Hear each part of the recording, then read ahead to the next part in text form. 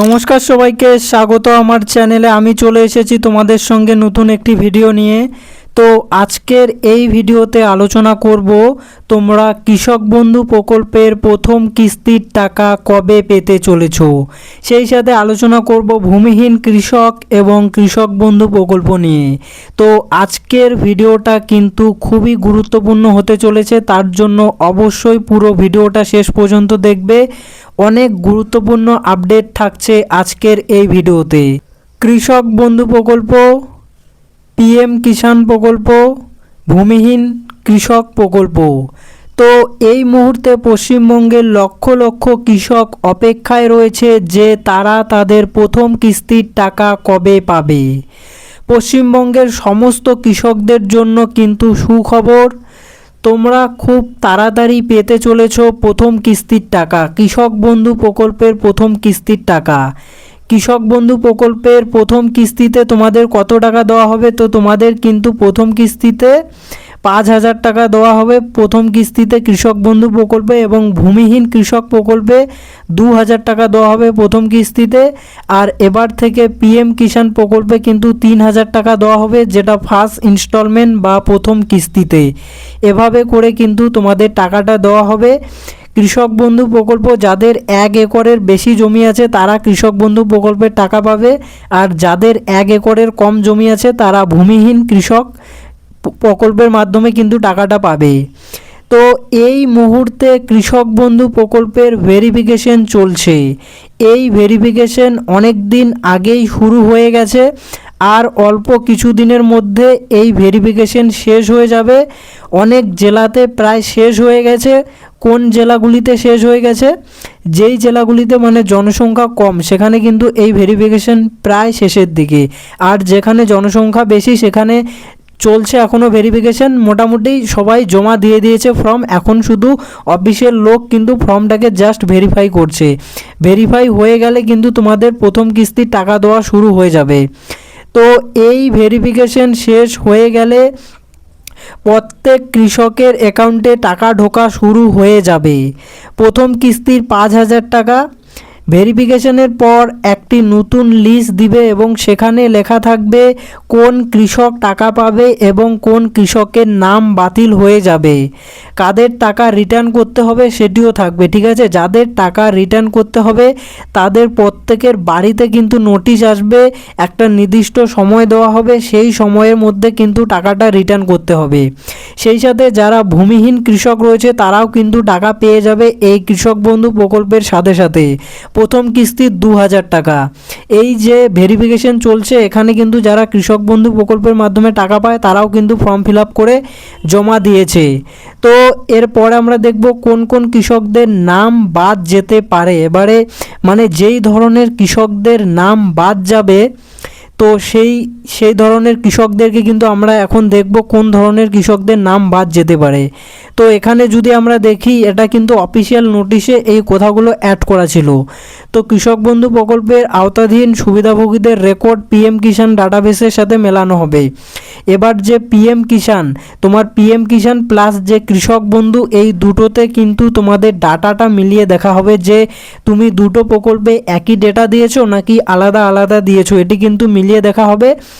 তো যারা এবারে এই ভেরিফিকেশন ফর্মটা জমা দিয়েছো তাদেরকে কিন্তু এই পিএম কিষাণে আবেদন করনি অথচ কৃষক বন্ধু প্রকল্পের টাকা পাও, তোমাদের ভেরিফিকেশনের পর কিন্তু আর হয়তো আবেদন করতে হবে না, মানে অটোমেটিক কনভার্ট হয়ে যাবে তোমার পিএম কিষাণে।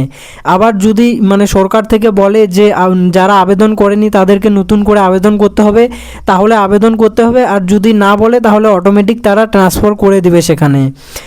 কৃষক বন্ধু ডাটাবেসের মাঝ পর্যায়ে যাচাইকরণের সময় নির্ধারিত ফর্মের বিস্তারিত অনুসন্ধান করে অন্যান্য তথ্যের পাশাপাশি সুবিধাভোগীর এই যে তোমার মানে voter card number, account number, Aadhaar card number, এটি যে টাকা পাবে তার তো নিবেই, সেই সাথে তার যে হাজব্যান্ড যদি পায় তার ওয়াইফেরও ডিটেলস নেবে, যদি ওয়াইফ পায় তার হাজব্যান্ডেরও ডিটেল নেবে, এই সমস্ত ডিটেলস নেবে। তারপরে কি দেখবে? তারপরে দেখবে যে সুবিধাভোগী যে এই সুবিধা পাচ্ছে সে কেন্দ্রীয় সরকার বা রাজ্য সরকার বা সংবিধিবদ্ধ সংস্থা বা সরকারি উদ্যোগ, পঞ্চায়েত, পৌরসভা, স্থানীয় সংস্থা, সরকারি সাহায্যপ্রাপ্ত শিক্ষা প্রতিষ্ঠান বা অনুরূপ কোনো প্রতিষ্ঠান থেকে নিয়মিত বেতন বা পেনশন গ্রহণকারী স্থায়ী কর্মচারী কিনা তা নির্ধারিত করার জন্য যাচাই করা হবে। কিন্তু যদি দেখে যে সেই ব্যক্তি কোনো মানে সরকারি সংস্থা থেকে পেনশন বা অন্য কোনো টাকা পেয়ে থাকেন, তাহলে কিন্তু এই প্রকল্প থেকে তাদের নাম কিন্তু বাদ দেওয়া হবে।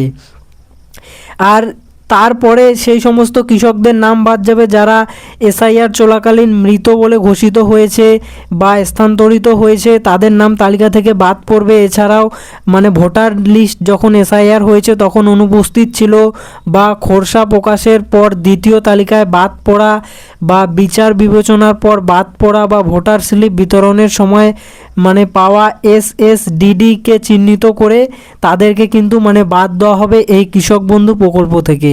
আর এখানে তো সমস্ত ডিটেলস নেবে, তোমার জমির ডিটেলস, আরও এই যে তোমার জমির R1 নাম্বার, সমস্ত কিছু নেবে। সমস্ত কিছু কিন্তু অ্যাকুরেট থাকতে হবে।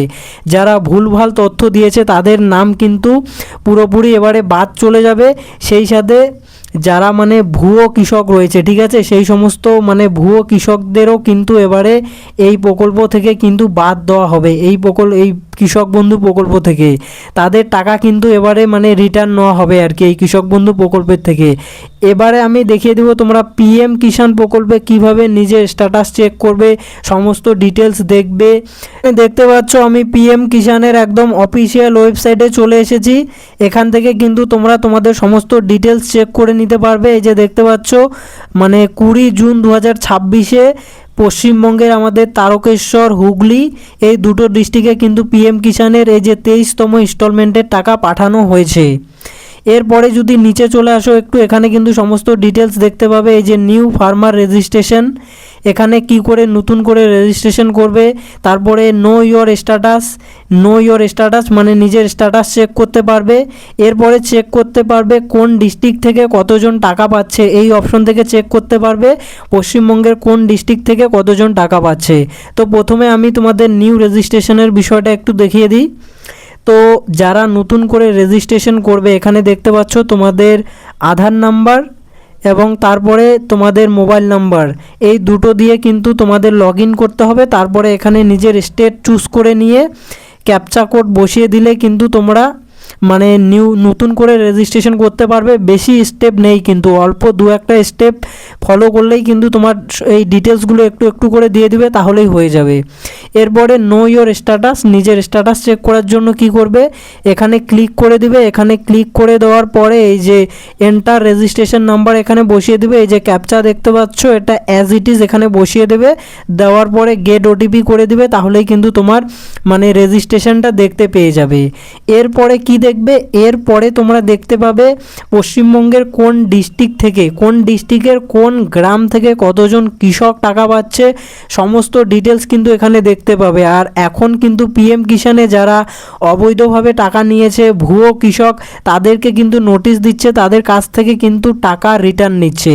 তো এখান থেকে তুমি যে কোনো একটা ডিস্ট্রিক্ট সিলেক্ট করে নিবে, নিয়ে মানে তোমার যেটা ডিস্ট্রিক্ট আর কি এখানে চুজ করে দিবে। দেওয়ার পরে এই যে এখানে ভিলেজও চুজ করতে পারছো। এই যে গেট রিপোর্ট করে দিলে দেখো এই কোন ডিস্ট্রিক্ট থেকে কতজন টাকা পায়, কি নাম, মেল না ফিমেল, সমস্ত ডিটেলস কিন্তু দেখতে পেয়ে যাবে। সো এই হলো মানে পিএম কিষাণের ডিটেলস। এভাবে করে কিন্তু তোমরা সমস্ত ডিটেলস দেখতে পেয়ে যাবে। সো এই হলো আজকের আপডেট। এই রিলেটেড নতুন আপডেট এলে তোমরা অবশ্যই এই চ্যানেলের মাধ্যমে পেয়ে যাবে, তার জন্য অবশ্যই চ্যানেলটাকে সাবস্ক্রাইব করে রেখে দাও।